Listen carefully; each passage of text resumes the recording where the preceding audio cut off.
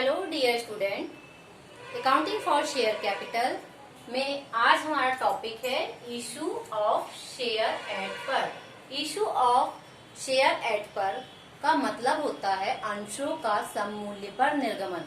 जब कंपनी अंशों का सममूल्य पर निर्गमन करता है या अंकित मूल्य पर अंशों को निर्गमित करता है तो उसे हम सममूल्य पर अंशों का निर्गमन कहते हैं। मीन्स कंपनी का जो कॉस्ट प्राइस है, शेयर का भी प्राइस कॉस्ट प्राइस पर ही इश्यू करते हैं, तो वो क्या कहलाएगा आपका शेयर एट पर। शेयर एट पर मीन्स एग्जाम्पल के तौर पे देखें, जैसे कंपनी के पास 10 रुपीज का शेयर है, वो 10 रुपीज में इश्यू करता है, तो ये क्या होगा, सेम प्राइस। इससे रिलेटिव हम एक क्वेश्चन देखें। The authorized capital of a company is rupees 2 lakh divided into 20,000 equity shares of rupees 10 each. Out of it, 12,000 shares were issued to the public, payable rupees 3 on application, rupees 3 on allotment, rupees 2 on first call, and the rest on second and final call. All the share money was duly received. Pass general entries in the books of company. General entry हमें बनाना है, तो general entry के लिए हमने क्या किया, column बना लिया। कॉलम बनाने के बाद हमें कंपनी की जनरल एंट्री बनानी है। आपको मालूम है कंपनी की general entry series by series चलता है। सबसे पहले एप्लीकेशन की बनती है जिसमें 2 एंट्री होती है, फिर अलॉटमेंट की 2 एंट्री होती है, फिर फर्स्ट कॉल की 2 एंट्री होती है, और इसमें सेकंड कॉल भी दिया है तो सेकंड कॉल की भी 2 एंट्री। मीन्स पूरी 8 कॉलम बने की एंट्री होंगी। तो हमने यहाँ पे कॉलम में डेट में हमने क्या किया, सीरियल नंबर डाल दिया, क्योंकि डेट यहाँ क्वेश्चन में दिया नहीं है। उसके बाद हमने एंट्री लिख दी। यहाँ पे एंट्री लिखने के बाद क्वेश्चन कंप्लीट होने के नीचे आप वर्किंग नोट करते हैं, बट यहाँ स्पेस ना होने की वजह से हमने साइड में वर्किंग नोट के लिए स्पेस छोड़ दिया है। वर्किंग नोट सबसे पहले क्या है, कंपनी में 20,000 इक्विटी शेयर, ₹10 ईच, तो 20,000 equity share into 10 rupees each equal to 2 lakh. Company के पास कितनी रुपीस है, 2 लाख। क्लियर है। इसके बाद आपका जो फर्स्ट एंट्री आएगा, जो इश्यू किया उससे कितना रिसीव्ड हुआ, तो आपका bank account debit to equity share application account being application money received on 12,000 share. क्यों, क्योंकि इसमें बोला गया है कि हमने कंपनी में रिसीव कितना किया, 12,000 शेयर, तो एप्लीकेशन 12,000 शेयर है इंटू एप्लीकेशन का जो अमाउंट रुपीस है वो 3 रुपीस है, तो आपका 36,000 अमाउंट आ गया। तो एप्लीकेशन में हमने क्या किया, 36,000 फिल कर दिया। इसके बाद जो रिसीव्ड होता है वो कैपिटल अकाउंट में ट्रांसफर होता है, तो equity share application account debit to equity share capital account being application money transfer to capital account. 36,000 हमने क्या किया, ट्रांसफर कर दिया। इसके बाद आपका अलॉटमेंट आएगा, तो अलॉटमेंट में शेयर कितने हैं, 12,000, क्योंकि ये कॉमन है। 12,000 और रुपीस कितना है, 3,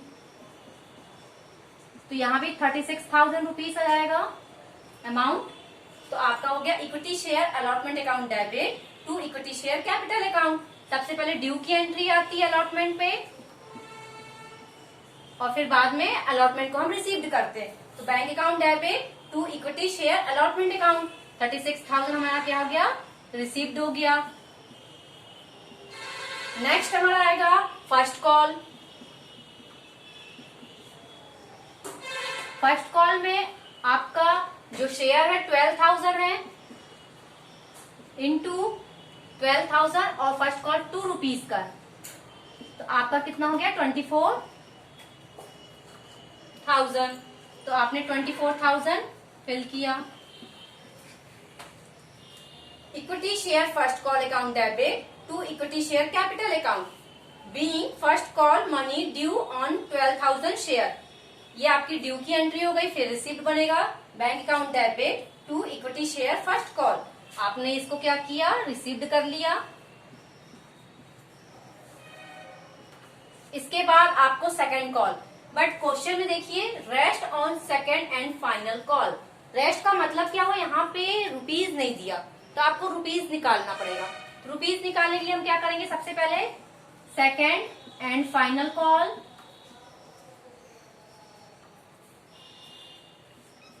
जो आपका 10 रुपीज ईच है, 10 रुपीज ईच में से माइनस करना है आपको एप्लीकेशन के 3 रुपीज प्लस अलॉटमेंट का 3 रुपीज प्लस फर्स्ट कॉल का 2 रुपीज।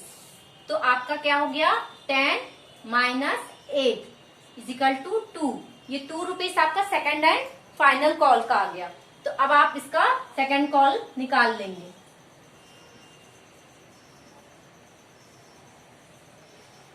तो 12,000 इंटू 2 इजिकल टू 24,000। आपने सेकेंड कॉल में यहाँ क्या किया, equity share second and final call account debit to equity share capital account 24,000, bank account debit to equity share second and final call, क्योंकि combined दिया था इसलिए हमने इसको कंबाइंड लिया है। इस प्रकार से आपकी जनरल एंट्री कंप्लीट हो गई। बट अगर हम देखें तो कंपनी के पास कितना है, 2 लाख रुपीज है। बट इसका जब हम टोटल लगाएंगे तो ये आपका डबल आएगा। डबल आने का क्या रीजन है, अमाउंट, क्योंकि हर एक एंट्री क्या है यहाँ पे डबल शो हो रहा है। तो आपका ये टोटल आप लगा लेंगे तो आपका 4 लाख अमाउंट आ जाएगा। If you found this video useful, do like, share and subscribe to our channel. For seeing more such videos, go to our playlist. It's in the description box named Practice Questions of Accountancy Class 12th. Refer those questions and do practice. Till then, thanks for watching.